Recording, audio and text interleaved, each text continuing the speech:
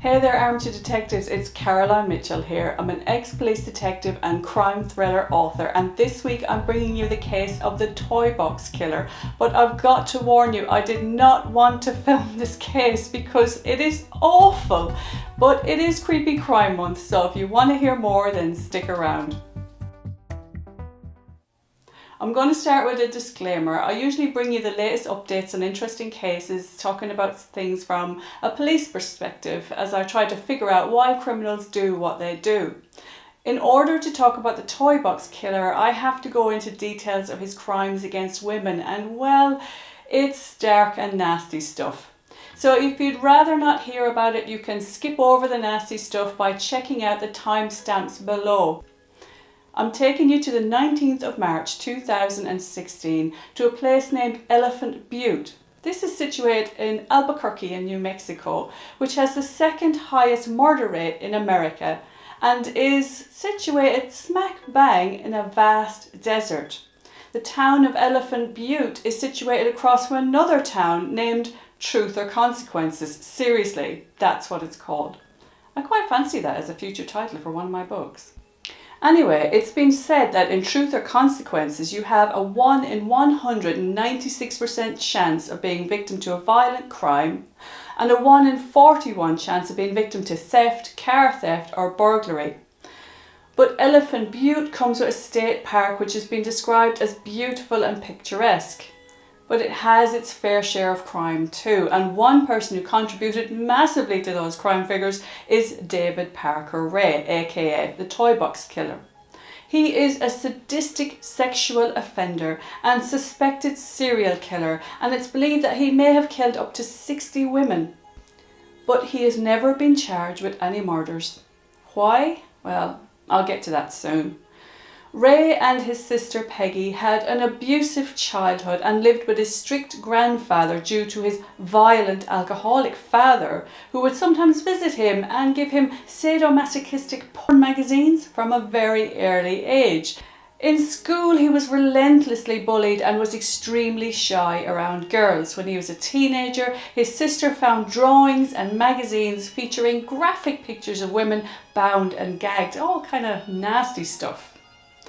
After high school, he joined the army and was later honourably discharged. He then worked as a state park officer and mechanic at Elephant Butte State Park. Ray was divorced 4 times and had 2 children. He called himself the Dungeon Master and he belonged to the Church of Satan. He allegedly spent $100,000 converting a trailer into his own personal torture chamber and filled it with chains, handcuffs, camera equipment, whips and DIY mechanical devices created to deliver immense pain. Because pain was what he got off on, and he wasn't working alone. I'm bringing you to the 19th of March 1999 when 21-year-old Cynthia Village D'Amello got into Parker Ray's RV. But the minute she got inside, warning bells began to ring inside her head. Cynthia was a sex worker who had a heroin addiction and she had a harrowing backstory. She had an abusive childhood, her mum was murdered at a young age and her friend had been recently murdered too. She broke her own rule by getting inside the RV as she normally didn't leave herself so vulnerable. Once she was inside, Ray briefly flashed her a badge saying he was an undercover police officer and she was under arrest. As he slapped the handcuff on her wrist, Cynthia knew something was off and she tried to escape. She said her fingers were literally on the RV door as she almost broke free. Ray yelled, "Cindy!" and a woman jumped up from behind a curtain and shocked Cynthia with a cattle prod to the neck. This was just the start of Cynthia's horrific ordeal. She was stripped, bound and gagged with duct tape and led into Ray's home despite it being in broad daylight and there was surrounding properties, but no one noticed it as Ray blatantly led Cynthia to their house. The way he walked, I didn't feel like this was his first time, Cynthia later said. It was like he knew what he was doing. He told me I was never going to see my family again. He told me he would kill me like the others. And Cynthia was subjected to brutal sexual torture. She was hung by the ceiling, her head forced into leather masks with zippers and nose holes.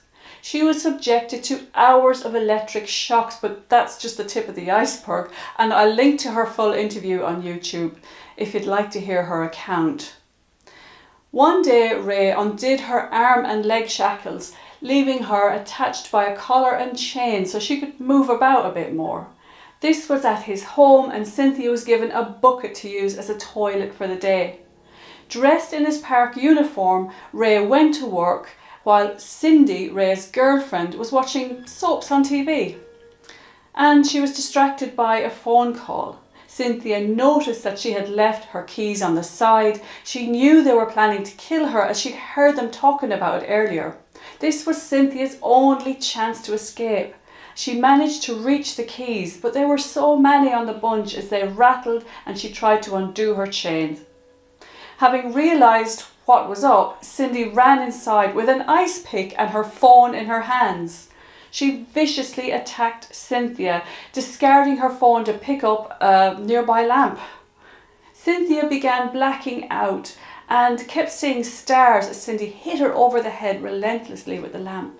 But she had almost unlocked her chain and forced herself to keep going as she tried to find the right key on the bunch and the third key opened the lock. She then turned around and grabbed the phone off the bed and dialed 911. Then she slashed Cindy's head with the ice pick before running for her life. Naked and bloodied, Cynthia ran for a whole mile as she tried to flag down help, but nobody would stop. She hammered on front doors of trailers, but nobody would let her in. Eventually, she got help from an elderly couple after barging into their trailer, and the lady called 911 before giving her a robe to wear. They locked the doors and waited for the police, but Cynthia was terrified to let anyone in. It wasn't until the state police turned up that she opened the door. In the meantime, police were also responding to the 911 call from Parker Ray's house. They had called back and Cindy told them everything was fine, but a unit was sent to check it out. They were in for a shock when they turned up at the location, and a further call came in to say Cynthia had been held captive there. Ray and Cindy were arrested soon afterwards and were found driving around the area looking for Cynthia. Police obtained a search warrant and searched the couple's address, and everything they saw there corroborated Cynthia's account. The smashed lamp, the bucket of human waste, the chains attached to the bed. But it was when they went to the trailer that things took an even darker turn. This innocuous looking white trailer was filled with devices that would make your eyes water to look at. This was more than BDSM. This trailer was equipped to torture with a sign called Satan's Den. The walls were lined with pages from magazines showing women bound and gagged. The images depicted were enough to shock the police, as well as the graphic drawings made by Parker Ray. There was a clipboard of what seemed to be a tally of victims and the assaults against them as he kept count. There weren't just sex toys of all shapes and sizes, they were homemade devices made by Ray. He used to be a mechanic, so he had no problem in putting such weird things together. He even had his own generator to power the electrical supply. Some of the devices had nails attached on the inside and at the base. And in the middle of the room was a gynecology chair equipped with straps and stirrups. Everything in here denoted pain and destruction, the police officer later said. This was like something out of a horror movie, and it became apparent that Cynthia was not the only victim. Ray protested his innocence, claiming in an interview that he had paid Cynthia for her time and they were trying to get her off drugs. When officers took the trailer apart, they found countless trinkets and jewellery hidden away. It makes for very sad viewing to see all the items that they found. Watches, sunglasses, medical ID, a personalised bracelet called Linda, along with bracelets, earrings and much more. There's even a lock of hair. But who owned them? And why was the community being so tight-lipped? Despite police appeals for victims to come forward, Cynthia was their only witness. There were 2 video cameras set up to record the torture and 100 videotapes were found. Apparently most of the tapes had little relevance, but one did. It started off with Parker Ray testing his equipment. The clip breaks, and when the camera pans, you see a blonde-haired victim in the torture chair, bound and gagged. She was naked and pretty much out of it. But the police didn't know who she was. At least, not until they saw an unusual tattoo on her leg. They sent the tape to the FBI and had it enhanced, and the image of the tattoo was released to the public, and a local woman came forward. Her name was Kelly, and she was a 25-year-old childminder and a friend of Parker Ray's daughter, Jessie. But Kelly was having problems remembering. She recalled going out one night, and then her next memory was being found at the side of the road, bloodied and bruised with her throat cut. But despite her injuries, nobody would believe that she had been sexually assaulted, and her own husband later divorced her as he believed she was having an affair. She'd been having nightmares about being strapped to a table, of having duct tape over her mouth, of chains and restraints. But as the police played the tape that they had found, it was horrifying for her to realise that those nightmares were real. The police played another tape to Kelly too.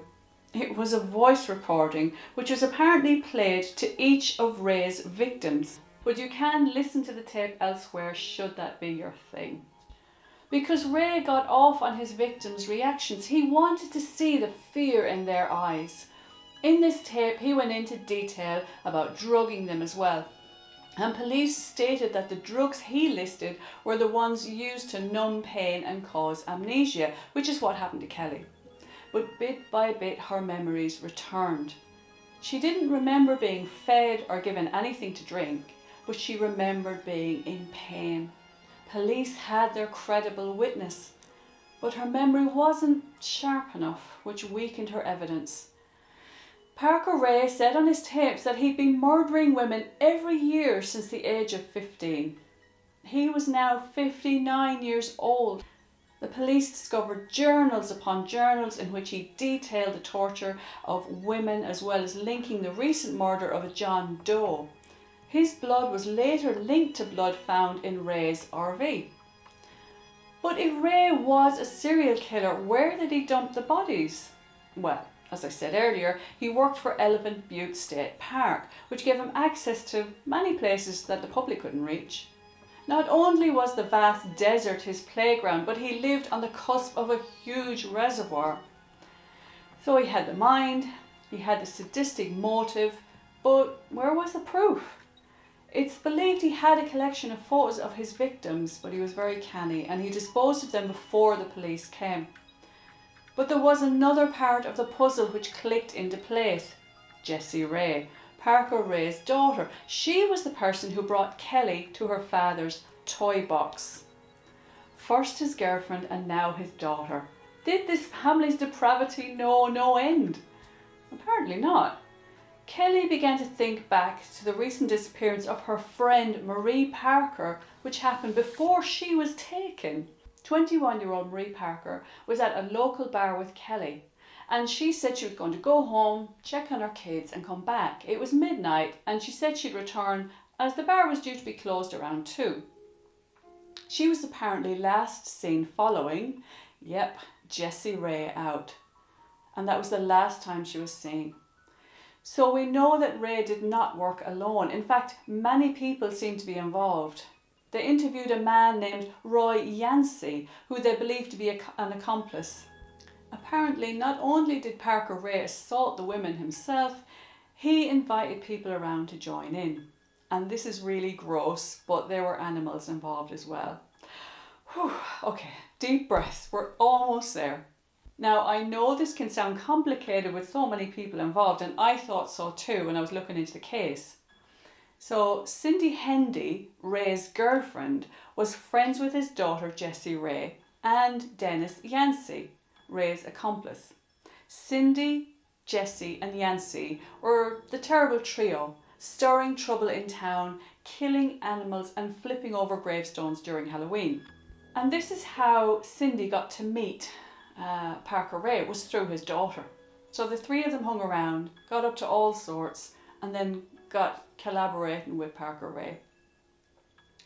So Yancey told police that Ray had been kidnapping, torturing and killing women for years, and maybe this is how he got away with it for so long, because everyone who knew about it was in on it. There's even a rumour that Ray was selling on some of the women for sex trafficking. Apparently, Marie Parker was Yancey's ex, and they kept her for several days, chaining her in a box when they weren't using her. Yancey said he strangled Marie Parker with a piece of rope. Then he and Ray dumped the body in a remote part of the desert. Yancey was adamant that he knew exactly where she was. The police got a big search team, scouring the area with helicopters, dogs, everything. Then they went out with Yancey to several of the locations he mentioned, but they couldn't find any body. Now, Yancey and the police believe that Ray returned to the location and moved Marie's remains. Yancey was convicted of second-degree murder and of conspiracy to commit first-degree murder and sentenced to 2 15-year prison terms. Angelica Montano, an Albuquerque resident, also came forward about her experience.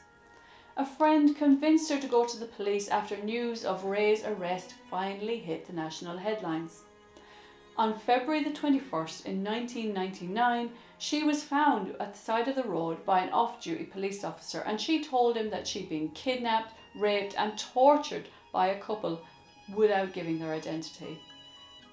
But she said the couple agreed to let her go on the condition that she not tell anyone what happened to her. The officer tried to persuade her to report it to the police, but she was too scared to come forward until much later, until they were both in custody.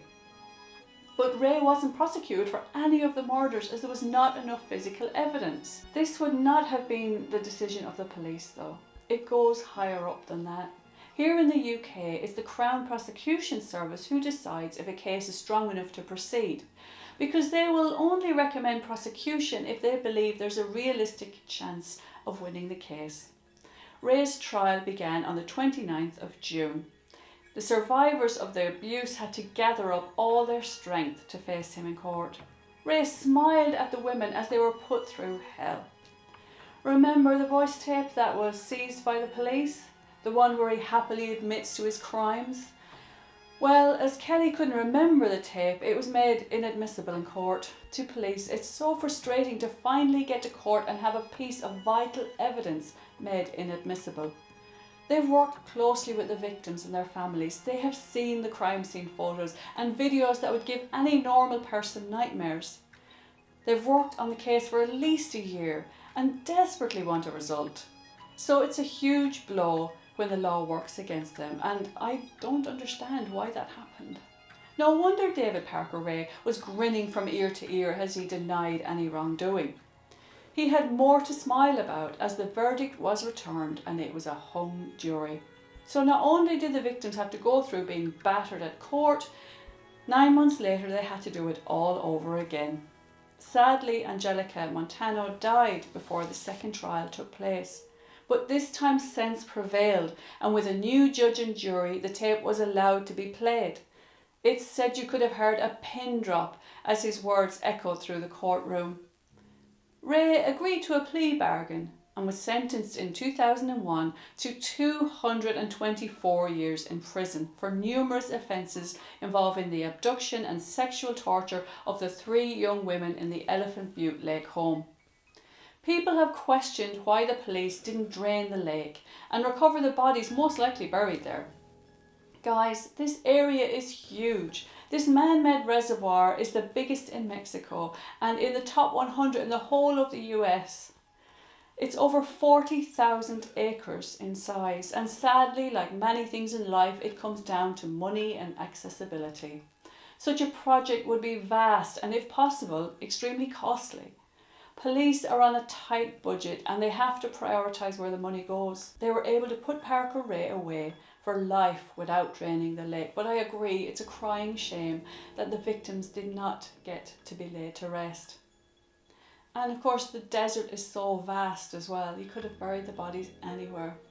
It really bothered me though to discover that Parker Ray died just a year after sentencing. I wanted him to pay for his crimes. But it was a heart attack that killed him, entirely natural causes. I'm also annoyed that Cindy Hendy, his girlfriend, was cut a deal because I feel like she was every bit as culpable as her boyfriend. Sometimes prosecutors have to make a deal with the devil because without their testimony, there's no chance of the main perpetrator getting sent down. She was sentenced to 36 years in prison for kidnapping and torture, but she served only half of that because legislation at the time allowed for early release, and she was released on the 15th of July 2019, 20 years into her 36-year sentence. It's sickening to think that this woman is free in the public domain. Ray's daughter, Glenda Jean, Jessie Ray, was tried on charges of kidnapping and sentenced to 2.5 years in prison, with an additional 5 years to be served on probation. It's believed she sourced many victims for her father, but is also now free. And to be honest, I don't understand some of the sentences I hear about during my research.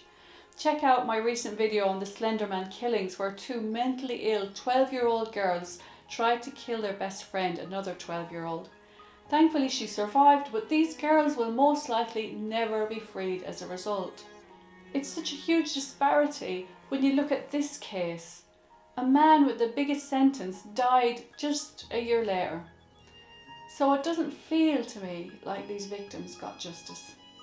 Cynthia was later told by police that she would definitely have been murdered by the sadistic killer couple. Had that happened, who knows how many more victims there would have been. But she found strength to escape, and she didn't wallow in it.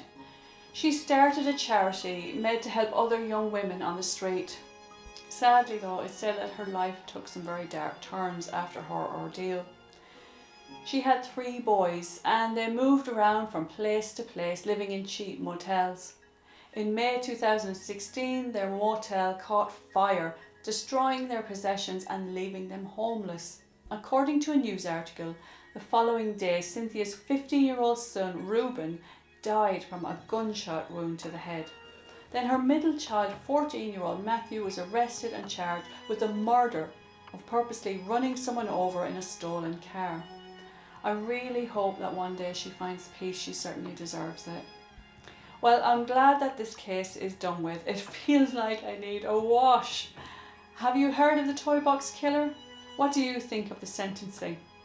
Do you think it's just that he died so quickly afterwards? If you've got value out of my videos, I'd hugely appreciate a like and a subscribe. I recently did a live Q&A talking about my time in the police and all things true crime, so you might want to check it out. And remember, cases like these are thankfully rare, so don't let them give you nightmares. And thank you so much for stopping by. Until next time, bye bye.